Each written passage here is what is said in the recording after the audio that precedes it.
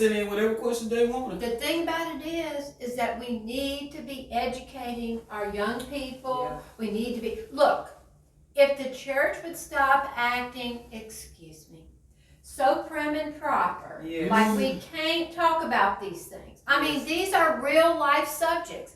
How are they going to know about that? Right. How are the girls going to know? How are the boys going to, whatever.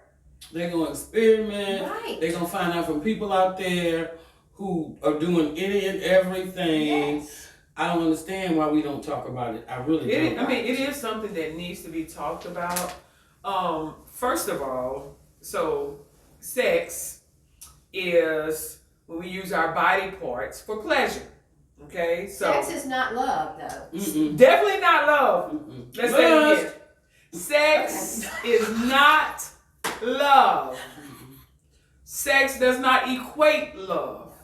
So it could feel really good to you. It could be just great, just blow your mind. It's supposed to, but it's still not natural. Yeah. God has given us a natural inclination. He put that in us. Yeah, so he put that in us.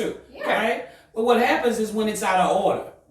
So this is what I was getting to. So sex was created with parameters, with boundaries. Okay, so the parameters are husband and wife, man who has been, and wife and woman coming together who have become husband and wife.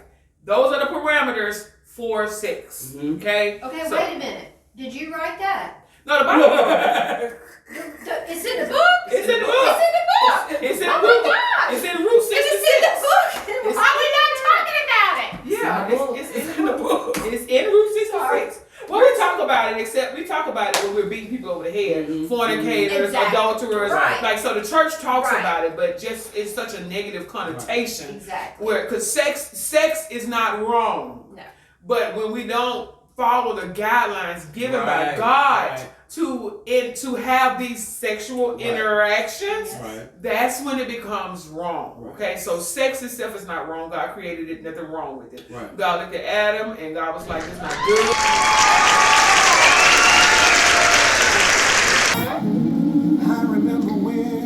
I remember when he saved my life. Everything before that was just a I can't do that, you know, because I am spirit, not flesh, okay? So it's fine. It's natural. Animals do it. It's natural, okay? The problem is, let's talk about the church first. The problem is the churches, a lot of the churches engaging in premarital sex. All right. They're engaging in it. Keep it 95. Yeah. Engaging in it. I'm not gonna sit around here and sugarcoat it. I engaged in it. I wasn't married. I engaged in it. I was wrong. Okay. Let's be honest about it. I was wrong. But and there's no but to it. The church needs to talk about it. Yes, people are having premarital sex. Always have. The church should be a safe place, though. The church should be a place that you can discuss anything. Right? But you can't. Yeah. You literally can't, right? You can't. So we don't want people going to churches and standing up and like just telling everything, because every place is not a safe place. I'm sorry. It's not. But it's just the truth, it's right? Not. It's not. Because some people will take it, they will twist it, they will turn it, they will take it out, they will share it, right? So always be led, like speak to somebody you trust first if you need, because this young lady, she needed to talk about this, right? And I tell everybody, ask us whatever you will, and we'll talk about it. And so we meant it. And this is the thing, I don't like when we have new converts or people that's coming to church, and it's okay for us to keep God's standard. We should do that. We should say that it's wrong, okay? That should be a part of our teaching. Yes, but let's tell them, let's give them some everyday help how to keep themselves, instead of saying, oh baby, the Holy Ghost will keep you. No. The Holy Ghost will. Yeah, but we God gave us a choice. We get to decide if we want to listen to the Holy Ghost. Okay? Look, if my daughters, if Epiphany was here, she would tell you that when they came to the ages, not where they were engaging in anything, but 13, 14, when they started asking about things, right? Yeah. So the church was more of a traditional church, older people. Yeah. So what I did, back then it was hip hop. All the kids, they just love hip hop. So I said, we're gonna go to church, y'all. We can't be like running around playing. Look, never let them just play. So I created this thing called ship hop. That's what we called it. Oh, okay. And so I encouraged them, and she's 31 years old now. This was like 20 years ago. I encouraged them to talk about anything they needed to talk about. Yes. Yeah. So sometimes in certain churches where you have like traditional, older people, some like home churches, you have to like start something, with like a younger person. They don't even have to be like a youth minister. Right, just a younger be a person. trusted younger person who really loves the Lord. We know a lot of them who really believe what they, saying and doing, and and they could begin to start something, then have an elder, maybe like once a month or so sit in, because if we don't tell them, the streets, the world's gonna tell them. But this is what I'm thinking. This is the question in my brain. We're talking about Jesus, the epitome of love, the man who gave his life, and I'm sitting here and I can see it in my brain because I'm a visual person. What do you think he talked to the disciples about? Yes, I'm sure they were always talking about the mission, but these were men also, and yes, they were men together. But don't you think that they talked about? They had to talk. They had a relationship. Jesus had a relationship with them, right? And I think in the church, what we're talking about is finding somebody that you can trust and have a relationship and say, "Hey, right.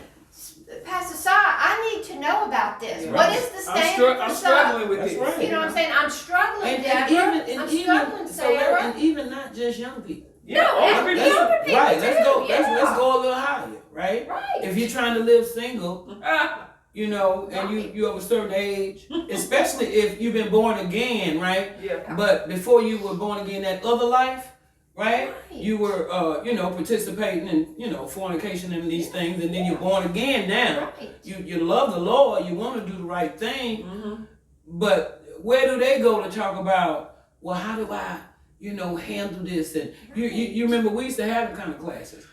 I want to say this. So when I came out of the world, in 2016, so when I was saved in 2016, really saved in 2016, Pastor Shirley Dix, our general, she told me, she said, baby, you got to set up some guards for yourself. That's what she told me. I said, guards. Come on, girl. She said, you got to have guards for yourself. Now, you know yourself, and you know your weaknesses. Yeah. So you know if you invite him up for a nightcap, what's going to happen with the nightcap. Come on. So I said, so no nightcaps? No nightcaps. No nightcaps. No nightcaps. No nightcaps. She said, so set up some, some guidelines, some guards for yourself. And she said, and it's okay that you want, that your body is wanting this because you're in the flesh, right? She said, but you got to tell your body. Yeah. She didn't say your spirit. She said, you got to tell your body. Tell your body. I hear everything. Down. I tell your body. She said, no, you got to tell your body. I hear everything that you're saying, baby.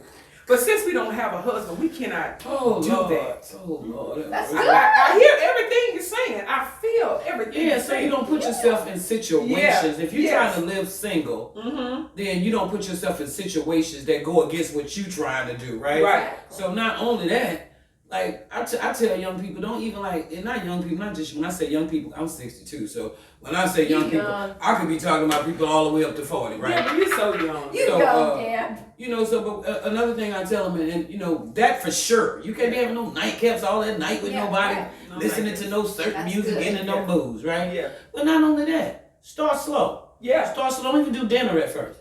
I'll meet you for lunch. Meet you for lunch. Can we get a coffee? Yeah. Can we meet you at the park, right? In the middle of the day, right?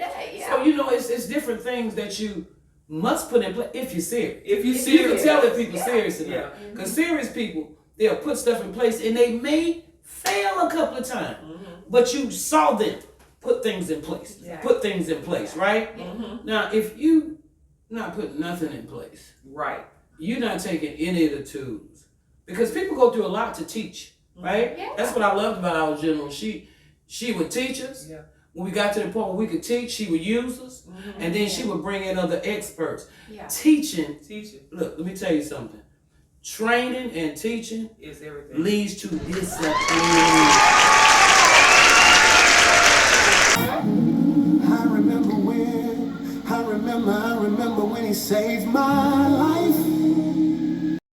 If you want to live this life, you must train. You got to train. You got to train. You got to be taught. You got to teach. You got to teach. You can't just teach. You got to be teachable. Yeah. Right? Exactly. It's a lot of tools. You got to put a lot of tools in place to live this life. And if you're not putting them in place, then are you serious? You have to set up guards because you know yourself. I used to be a smoker, and so I wanted to quit. Don't talk about that. I wanted to quit smoking, right? It was a hard one. And so I did. I put all these things in place. I was smoking a pack a day. I was like, I gotta quit smoking. I gotta quit smoking. You know, I just felt convicted about it. So I was like, I needed, because it wasn't good for me. It was tearing up my voice and everything. And so I was like, I wanted to quit. Well, I started putting guards up. I drove an hour and a half to work, an hour and a half home. So I would put my cigarettes in the trunk because that's when I would smoke the most. There you go. Okay, so I started setting up. I didn't just all of a sudden. Now some people have this testimony, but I don't. I couldn't just throw them away and quit. Yeah, I just put them down. No, I just put them down. The Lord took it away. It didn't happen for me like that. Okay, so I had to set up guards. Put them trees down. I had to set up guards for myself. And it's the same way with any discipline. Yes, it's the same way with sex. I had to tell my body, baby, I hear you.